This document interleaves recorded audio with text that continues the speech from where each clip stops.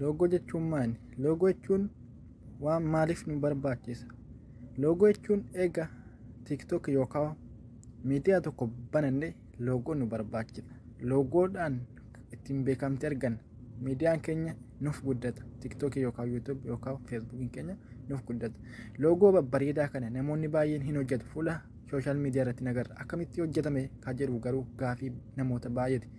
Mobaayiluma keenyaan hojjetachuu dandeenya waan barbaanne. Loogoo babbareedaa asitti argaa jirtan kana yookaan maqaa keessaniin haa ta'u yookaan qubee maqaa keessanii qubee babbareedaa asirratti argaa jirtan yoo maqaan keessan jaa ta'e loogoo maqaa keessanirraa ka'u eessa argachuu akka dandeessanu isinitti argisiisa. Loogoo babbareedaa lakkoofsa 16 piroofaayilirree 20 19 godhachuu yoo barbaadan lakkoofsa babbareedaa akka argaa jirtan kana iskiriinii irratti akkamitti akka hojjetannu eessaa'u akka argannu isinitti mul'isa.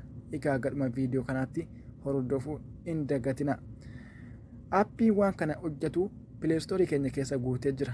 Waan baay'ee hojjeta. Waan aappii kanaan hojjetamu guutummaan guututti mul'isuun in ulfaata. Keessaa xiqqoon isinitti argisiisa. Warri waan kan isin dhibee jiraate gamanumaan aappii kana buufatanii akka itti fayyadamtan isiniin jedha. Viidiyoo kana garuu laayikii xiqqoo hin dagatina isiniin jecha. Jalqaba waan kana loogoo keenya hojjetachuu fi maqaa keenyarraa yoo kan hojjetannu taate fakkeenyaaf waan barbaanne kan waliin ilaalu ta'a. Akkasuma viidiyoo kanatti hordofaa isiniin jecha. Viidiyoo kana kan argattan YouTube kiyyarraa yoo egaa daawwattoota kiyyaa loogoo hojjetachuuf maqaa keenyarraa yookaan maqaa keenya qubee maqaa keenyarraa ka'u yookaan lakkoofsa babbareedaa maqaa babbareedaa yookaan barbaannu ta'e maqaa kan argachuuf googelee keenya keessan seenna jechuudha. Osoo gama aappii keessatti dalagannu hin deemin dura asirra waan sirreeffannu maqaa qubeedhaan barbaanne moo lakkoofsa barbaanne waan barbaanne sana argachuuf googelee keenya keessan seenna jechuudha. Yoo waan kana barbaadan illee akka barbaadan yoo dhiiftan immoo akkamiin akka qubee bocan gamaan isinitti argisiisa. Bakka sarchii kana irratti loogoo jennee barreessina jechuudha. Loogoo maali barbaanne fakkeenyaaf loogoo ja'an barbaade waan ta'eef qubee loogoo erga barreesse yookaan qubee ja'atti barreesse sarchi godhee barbaachisa jechuudha. Waan inaaf fiduun ilaaltu. Okay. Akkuma argaa jirtan qubee ja'a babbareedaa naaf fida jira. Yoo kan sila maqaan koo ja'a ta'e qubee loogoo ja'arraa ka'u babbareedaa as keessa deddeemeen ilaalladha jechuudha. Qubee waan barbaadan qubee lakkoofsi ja'a kunooti jechuudha. Waan barbaadan as keessa jechuudha. Piroofaayiliin yuutuubaraa ta'u gurguddaa maqaa isaaniirraan qubee babbareedaa irra kaawwatu jechuudha. Inni beektu jechuudha warri yuutuubii waan kan fayyadamtanu. Yoo illee loogoo A barbaadan qubeedhuma A barreessina jechuudha. Loogoo A erga barreessinee booda A itti dabala. Kana booda keessa deemnee qubee loogoo nuuf ta'e keessaa filanna jechuudha. Loogoo A irratti rukutuudhaan gara barbaadanu seensisa. Egaa haala kanaan qubee loogoo A irraa ka'u maqaa A irraa ka'u qubee kana fakkeenyaaf loogoon kiyya kunoo kana jechuudha. As keessa yoo kan naaf ta'e kunis qubee Aati waan ta'eef yoo kan barbaadu ta'e egaa kana gadi buufachuudhaaf yoo kan barbaadu taate sarara tuqaa sadan kana inni tuttu jechuudha. Tuqaa sadan kanarra irraa deebitu yeroo tokkoof daawunlood imeejii bakka jedhu kanarratti rukuttu jechuudha. Okay. Haala kanaan gama galarii keessanitti isin dabree jira jechuudha. Yoo kaa'u gadi qabdu harka keessaniin gadi qabdu.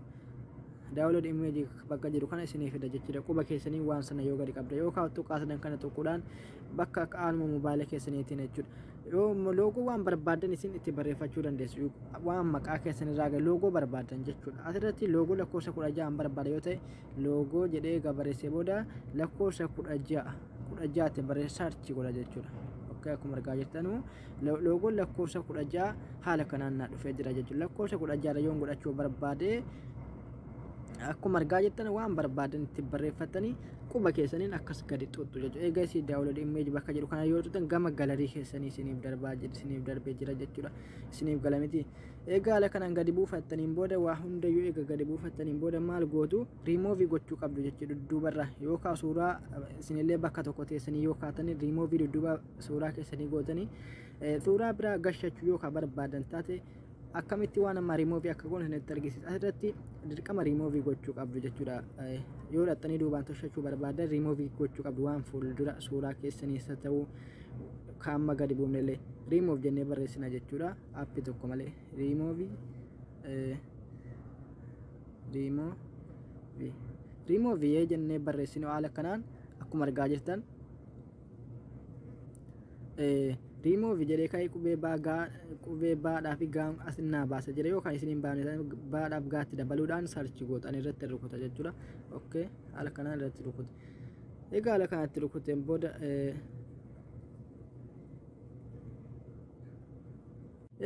rukuteen booda image video ni bakka elli kanarra godhachuu qabdu image bakka ta'e haalaan jalqabaa irratti isinaa fida jechuudha. yoo kanarra kan rukute yoo akkasii rukute asirra jira jechuudha. kanaaf elli bakka jedhu qubee lama kanarra fidadha jechuudha. san booda maal naa fida remove image background bakka jedhu kana naa fida irratti rukuta jechuudha. karaa gabaabaadhaan godhachuu dandeessu jechuudha. kun isinitti waan argisiisuuf na tursaa jira jechuudha. egaa haala kanaan isin video upload images bakka jedhu kanarra ni xunna jechuudha. asirra xunna gama galarii keenya nu dabarsaa jechuudha. suuraa barbaanne dhannee remove goona jechuudha. suuraa barbaanne fakkeenyaaf an suuraan namaan fedhamu qubee feetamu waan barbaada lakkoofsa irraa feetan immoo lakkoofsa irratti loogoo dalagachuu barbaadan remove irraa gootu jechuudha. Okay, yoo remove goonet akkana profile keessan godhachuuf ni dandeessu jechuudha. kun filannoo keessan fakkeenyaaf a kan rangade tuqa jechuudha. Okay, san booda quba kiyyaan tuqeeddan bakka jedhu kanan godha. Okay, amma remove godhaa jira jechuudha. Saffitaan remove naaf godhee agartanii waan dudduuba qubee kanaa jiru remove naaf godhee jira jechuudha. yoo suuraa keessan illee ta'e waan barbaadan remove gootanii yoo appiidhaan dhattanii fooldi dudduuba keessa waan biraa godhachuu barbaadanii akka ajaa'ibaatti akka waan ofii achi dhaabbattanii kaatanii yoo suuraa latte illee isiniif gochuu danda'a jechuudha. isiniif galee yaada kana eegas daawuloodii bakka jettu kana xunna jechuudha.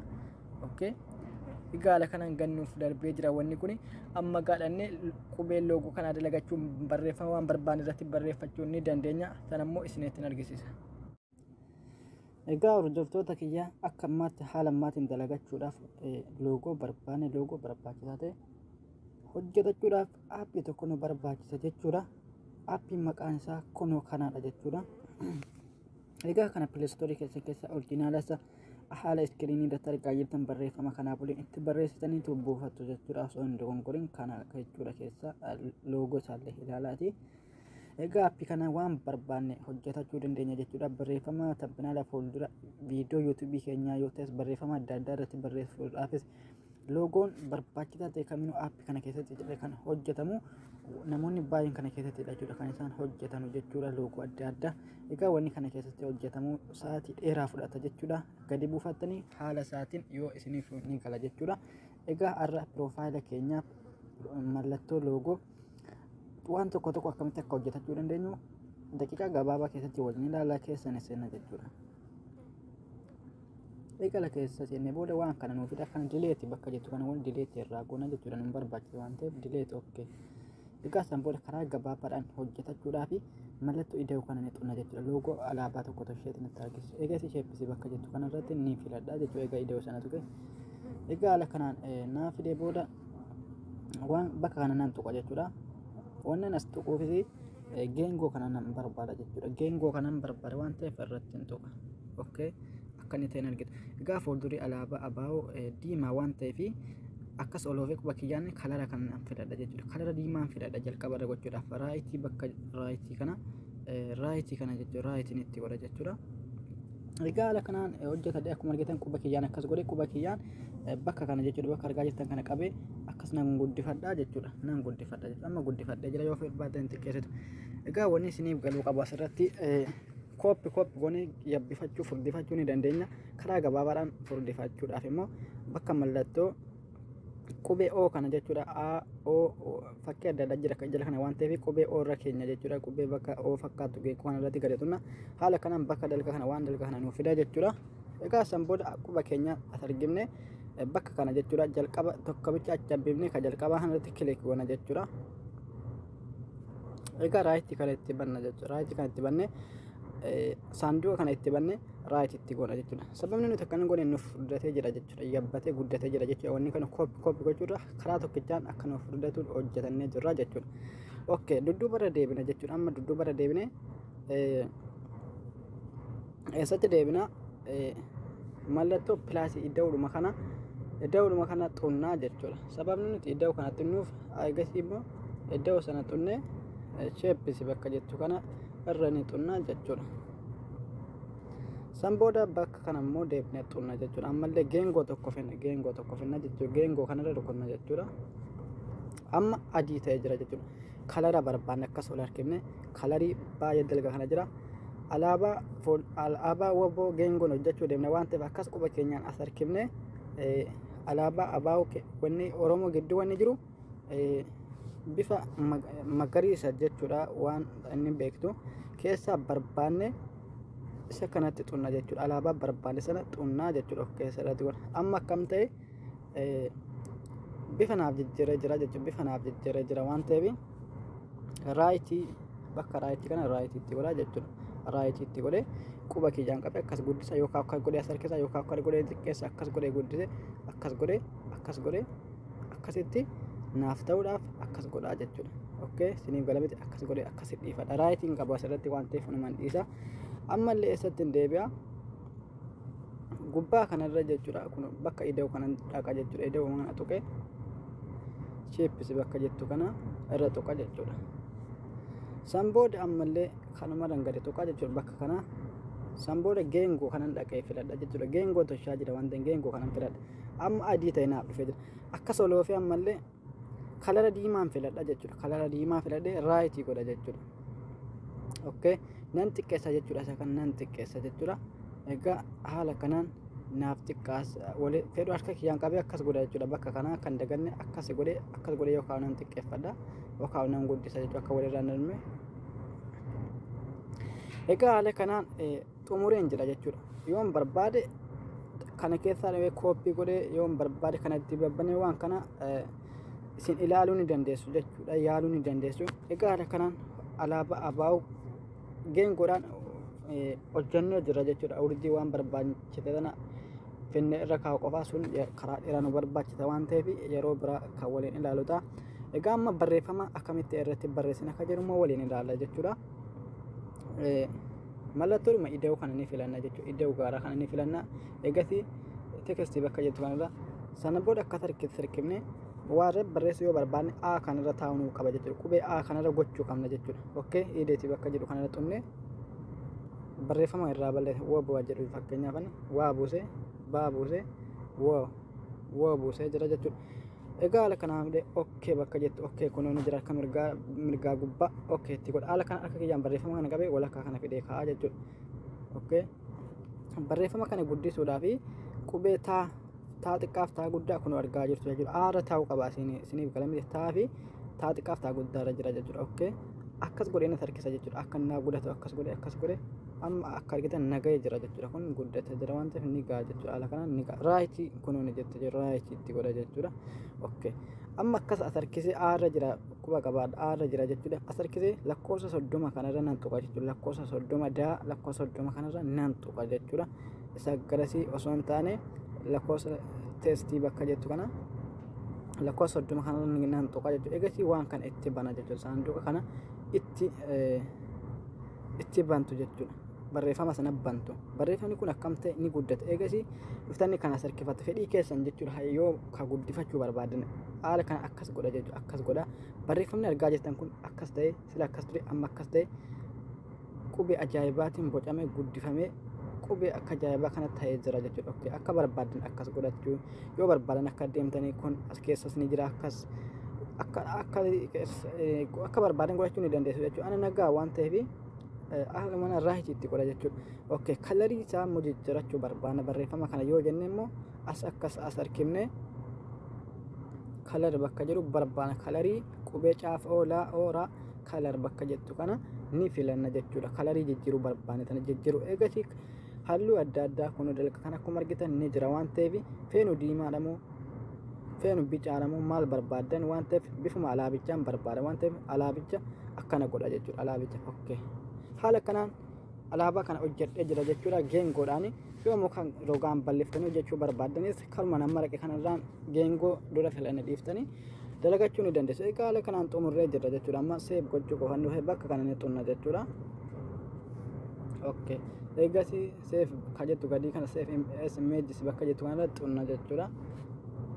Ammallee gadi buunee seeftoo galarii bakka jettu kana irratti kilik goona.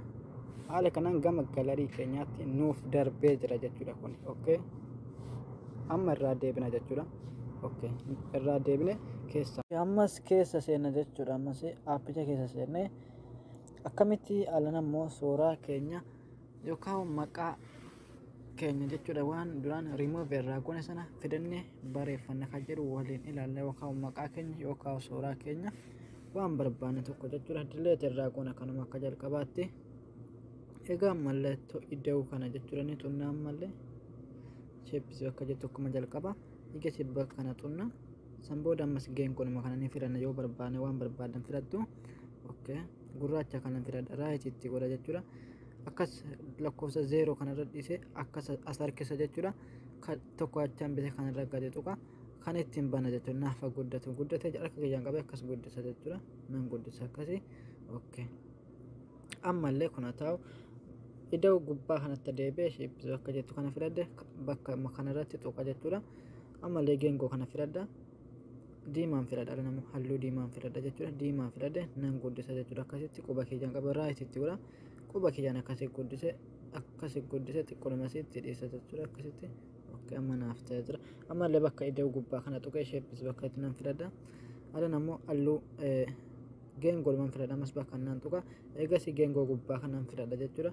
Okay, amma ammoo right itti godhee waan kana nan xiqqeessa jechuudha. Akkasitti yoo fedhe nan guddisa yoo barbaadan akkasitti xiqqeessa kun naaf ta'u jechuudha. Akkasitti amma bakka iddoo gubbaa kana tuqeen from gallery gama gallery kiyyaa keessa deeme suuraan dura remove keessaa godhe sana fida suuraan abbaa Jifaar kana fidume right itti godhe yookiin akkas godhee xiqqeessa yookaan ta'u jechuudha. Right itti godhe remove godheen jira background dudduuba isaa jiru duraanii yoo akkasiin godhe isiniif hin tolu.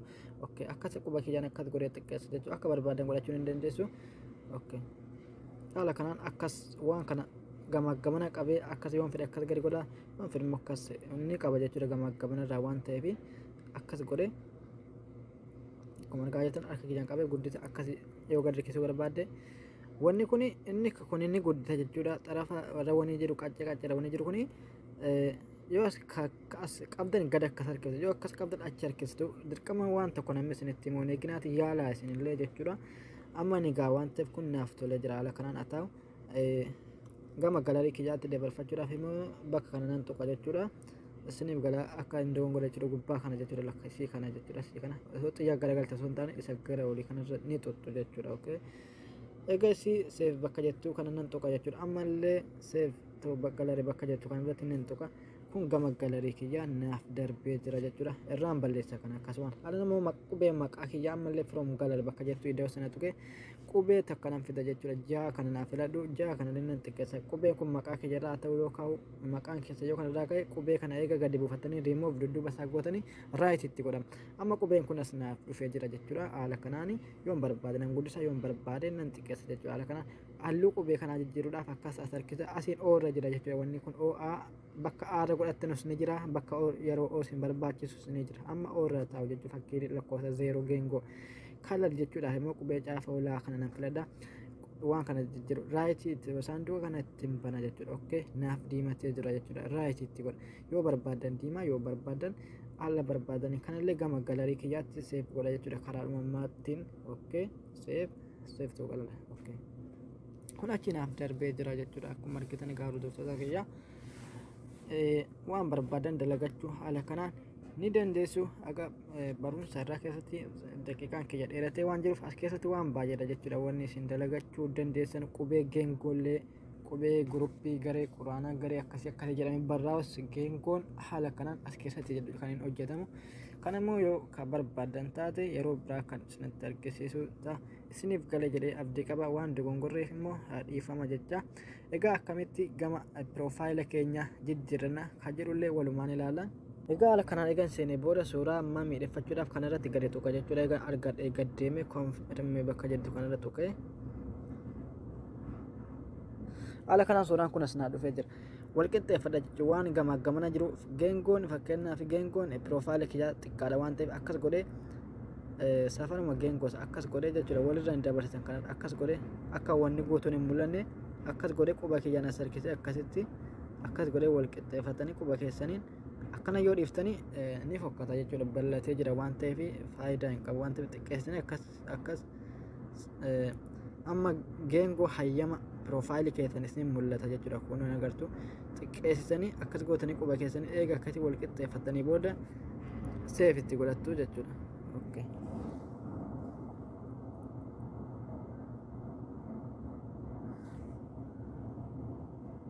Haala kanaan piroofaayiliin kiyya akkuma argitan bareedee wanni gamaa sun irraa citee suuraa kana asnaaf